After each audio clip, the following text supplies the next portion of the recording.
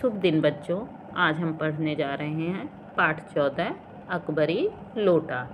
लाला झाऊलाल को खाने पीने की कमी नहीं थी। काशी के ठठेरी बाजार में मकान था। नीचे की दुकानों से 100 रुपये मासिक के करीब किराया उतर आता था। उतर आने का मतलब होता है बच्चों आ जाता था। अच्छे खाते थे, अच्छे पहनते थे, पर 250 रुपये तो एक साथ उन्हें आँख सेकने का अर्थ होता है बेटा देखने के लिए भी नहीं मिलते थे। इसलिए जब उनकी पत्नी ने एक दिन एकाएक 250 रुपये की मांग पेश की, तब उनका जी एक बार जोर से सनसनाया और फिर बैठ गया। उनकी यह दशा देखकर पत्नी ने कहा, डरिए मत, आप देने में असमर्थ हैं तो मैं अपने भाई से मांग लूँगी। लाला झाऊलाल तिलमिला उठे। उन्होंने रोब के साथ कहा, अजी हटो, 250 रुपये के लिए भाई से भीख मांगोगी? मुझसे ले लेना, लेकिन मुझे इसी ज़िंदगी में चाहिए। अजी सप्ताह में ले लेना। सप्ताह में से आपका तात्पर्य 7 दिन से है या 7 वर्ष से? उन्होंने व्यंग कसते हुए कहा। लाला झाऊलाल ने रोब के साथ खड़े होते हुए कहा, आज से 7वें दिन मुझे 250 रुपये ले लेना। लेकिन जब 4 दिन ज्यों के त्यों यूँ ही बीत गए और रुपये का कोई प्रबंध ना हो सका, तब उन्हें चिंता होने लगी। प्रश्न अपनी प्रतिष्ठा का था, अपने ही घर में अपनी साख का था। देने का पक्का वादा करके अगर अब दे ना सके तो अपने मन में वह क्या सोचेगी? उनकी नज़रों में उसका क्या मूल्य रह जाएगा? अपनी वाहवाही की सैकड़ों गाथाएं सुना चुके हैं। अब जो एक काम पड़ा तो चारों खाने चित्त हो रहे हैं। यह पहली बार उसने मुंह खोलकर कुछ रुपए का सवाल किया था। इस समय अगर दुम दबाकर निकल भागते तो फिर उसे क्या मुंह दिखलाते। खैर, एक दिन और बीता। 5वें दिन घबराकर उन्होंने पंडित बिलवासी मिश्र को अपनी विपदा सुनाई। विपदा अर्थात बच्चों अपनी दुखद कहानी सुनाई। संयोग कुछ ऐसा बिगड़ा था कि बिलवासी जी भी उस समय बिल्कुल खोखे यानी खाली थे। उन्होंने कहा, मेरे पास तो नहीं है, पर मैं कहीं से मांग जांच कर लाने की कोशिश करूंगा, और अगर मिल गए तो कल शाम को तुमसे मकान पर मिलूंगा। वहीं शाम आज थी, हफ्ते का अंतिम दिन। कल 250 रुपये या तो गिन देने हैं या सारी हैकड़ी से हाथ धोना है। यह सच है कि कल रुपया न आने पर उनकी स्त्री उन्हें दमाल फांसी अर्थात बच्चों फांसी ना कर देगी, केवल जरा सा हंस देगी। पर वह कैसी हंसी होगी? कल्पना मात्र से झाऊलाल में मरोड़ पैदा हो जाती थी। आज शाम को पंडित बिलवासी मिश्र को आना था। यदि ना आए तो, या कहीं रुपए का प्रबंध ना कर सके तो क्या होगा? बस यही सोच रहे थे झाऊलाल, क्योंकि बच्चों अब तो हो गया था, उनकी साख पे बनाई थी। इस उधेड़ बुन में पड़े लाला झाऊलाल छत पर टहल रहे थे। कुछ प्यास मालूम हुई। उन्होंने नौकर को आवाज़ दी। नौकर नहीं था, खुद उनकी पत्नी पानी लेकर आई। वह पानी तो जरूर लाई, पर गिलास लाना भूल गई थी। केवल लोटे में ही पानी लिए वह प्रकट हुई यानी सामने आ गई। फिर लोटा भी संयोग से वह जो अपनी बढ़ेगी सूरत के कारण लाला झाऊलाल को सदा से नापसंद था, तो नया साल 2 साल का ही बना, पर कुछ ऐसी गढ़न उस लोटे की थी कि उसका बाप डमरू माँ चिलम रही होगी। अर्थात वो टेढ़े मेढ़े डिजाइन का बना हुआ था, इसलिए लेखक ने बाप डमरू और माँ चिलम रही होगी, इस तरह टेढ़ा मेढ़ा सा उसका डिजाइन था। लाला ने लोटा ले लिया। बोले, नहीं, अपनी पत्नी का अदब मानते थे, मानना ही चाहिए। इसी को सभ्यता कहते हैं। जो पति अपने पत्नी का न हुआ वह पति कैसा? फिर उन्होंने यह भी सोचा कि लोटे में पानी दे तब भी गनीमत है, अभी अगर चूं कर देता हूँ तो बाल्टी में भोजन मिलेगा, तब क्या करना बाकी रह जाएगा। लाला अपना गुस्सा पीकर पानी पीने लगे। उस समय वे छत की मुंडेर के पास ही खड़े थे। जिन बुजुर्गों ने पानी पीने के संबंध में यह नियम बनाए थे कि खड़े खड़े पानी ना पियो, सोते समय पानी ना पियो, दौड़ने के बाद पानी ना पियो, उन्हें पता नहीं कभी यह भी नियम बनाया या नहीं कि छत की मुंडेर के पास खड़े होकर पानी ना पियो। जान पड़ता है कि इस महत्वपूर्ण विषय पर उन लोगों ने कुछ नहीं कहा। लाला झाऊलाल मुश्किल से एक घूंट पी पाए होंगे कि न जाने कैसे उनका हाथ हिल उठा और लोटा छूट गया। लोटे ने दाएं देखा न बाएं, वह नीचे गली की ओर चल पड़ा। अपने वेग में उल्का को लजाता हुआ वह आंखों से ओझल हो गया।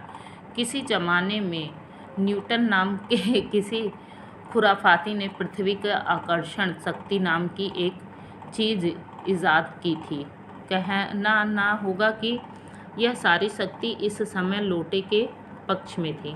बच्चों, आपने साइंस में पढ़ा होगा न्यूटन का नियम और गुरुत्वाकर्षण बल पृथ्वी का, उसी को ये यहाँ पर कहा गया है कि वह लोटा जो है गुरुत्वाकर्षण बल के कारण नीचे की तरफ जाता चला गया। लाला को कांटो तो बदन में खून नहीं, ऐसी चलती हुई गली में ऊंचे तिमंजिले से भरे हुए लोटे का गिरना हंसी खेल नहीं।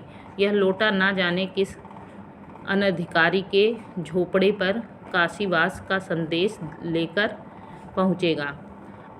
अनाधिकारी अर्थात बच्चों कोई अधिकारी हो झोपड़े पर काशीवास का संदेश लेकर पहुँचेगा। कुछ हुआ भी ऐसा ही। गली में जोर का हल्ला उठा। लाला झाऊलाल जब तक दौड़ के नीचे उतरे तब तक एक भारी भीड़ उनके आंगन में घुस आई। लाला झाऊलाल ने देखा कि इस भीड़ में प्रधान पात्र एक अंग्रेज है जो नक्सिक से भीगा हुआ है, और नक्सिक अर्थात बच्चों पैर से लेके सिर तक भीगा हुआ था और जो अपने एक पैर को हाथ से सहलाता हुआ दूसरे पैर पर नाच रहा था। उसी के पास अपराधी लोटे को भी देखकर लाला झाऊलाल जी ने फौरन 2 और 2 जोड़कर स्थिति को समझ लिया। अर्थात उन्हें ये समझते देर नहीं लगी कि ये क्या माजरा है। उन्हें तुरंत पता चल गया कि वह लोटा उस अंग्रेज के ऊपर ही गिरा है। गिरने के पूर्व लोटा एक दुकान के साइबान से टकराया। वह टकराकर उस दुकान पर खड़े उस अंग्रेज को उसने संगोपांग स्नान कराया और फिर उसी के बूट पर आ गिरा।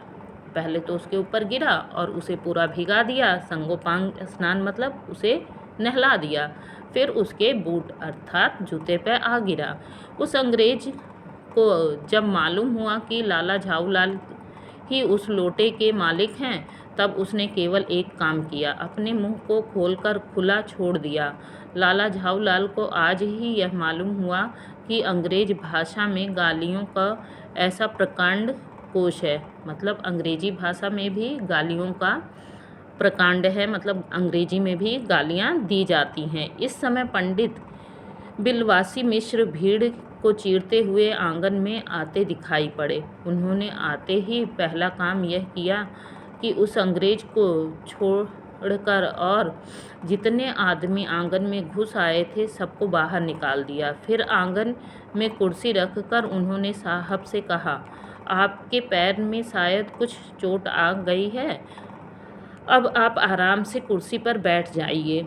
साहब बिलवासी जी को धन्यवाद देते हुए बैठ गए और लाला झाऊलाल की ओर इशारा करके बोले, आप इस शख्स को जानते हैं? बिल्कुल नहीं, और मैं ऐसे आदमी को जानना भी नहीं चाहता जो निरीह राह चलतों पर लोटे का वार करे। मेरी समझ में ही ये डेंजरस न्यूक्लिड यानी यह खतरनाक पागल। ही इज़ ए डेंजरस ल्यूनाटिक यानी एक खतरनाक पागल है। नहीं, मेरी समझ में he is a dangerous criminal, नहीं ये खतरनाक मुजरिम है। परमात्मा ने लाला झाऊलाल की आंखों को इस समय कहीं देखने के साथ खाने की भी शक्ति दे दी होती तो यह निश्चय है कि अब तक बिलवासी जी को वे अपनी आँखों से खा चुके होते। वे कुछ समझ नहीं पाते थे कि बिलवासी जी को इस समय क्या हो गया है। साहब ने बिलवासी जी से पूछा, तो क्या करना चाहिए? पुलिस में इस मामले की रिपोर्ट कर दीजिए, जिससे यह आदमी फ़ौरन हिरासत में ले लिया जाए। पुलिस स्टेशन है कहाँ? पास ही है, चलिए बताऊं। चलिए, अभी चला। आपकी इजाज़त हो तो पहले मैं इस लोटे को उस आदमी से खरीद लूं। क्यों जी, बेचोगे? मैं 50 रुपये तक इसके दाम दे सकता हूँ। लाला झाऊलाल तो चुप रहे, पर साहब ने पूछा, इस रद्दी लोटे के आप 50 रुपये क्यों दे रहे हैं? आप इस लोटे को रद्दी बताते हैं? आश्चर्य! मैं तो आपको एक विज्ञ और सुशिक्षित आदमी समझता था। विज्ञ मतलब अर्थात बच्चों, शिक्षित और जानकार। आखिर बात क्या है? कुछ बताइए जनाब। यह एक ऐतिहासिक लोटा जान पड़ता है। जान क्या पड़ता है? मुझे पूरा विश्वास है यह एक प्रसिद्ध अकबरी लोटा है जिसकी तलाश में संसार भर के म्यूज़ियम परेशान हैं। यह बात जी जनाब, 16वीं शताब्दी की बात है। बादशाह हुमायूं शेर शाह से हार कर भागा था और सिंध के रेगिस्तान में मारा फिर रहा था। एक अवसर पर प्यास से उसकी जान निकल रही थी। उस समय एक ब्राह्मण ने इसी लोटे से पानी पिलाकर उसकी जान बचाई थी। हुमायूं के बाद अकबर ने उस ब्राह्मण का पता लगाकर उससे इस लोटे को ले लिया और इसके बदले में उसे इसी प्रकार के 10 सोने के लोटे प्रदान किए। यह लोटा सम्राट अकबर को बहुत प्यारा था, इसी से इसका नाम अकबरी लोटा पड़ा। वह बराबर इसी से वाजू करता था। सन 57 तक इसके शाही घराने में रहने का पता है, पर इसके बाद लापता हो गया। कलकत्ता के म्यूज़ियम में इसका प्लास्टर का मॉडल रखा हुआ है। पता नहीं यह लोटा इस आदमी के पास कैसे आया। म्यूज़ियम वालों को पता चले तो फैंसी दाम देकर खरीद ले जाएं।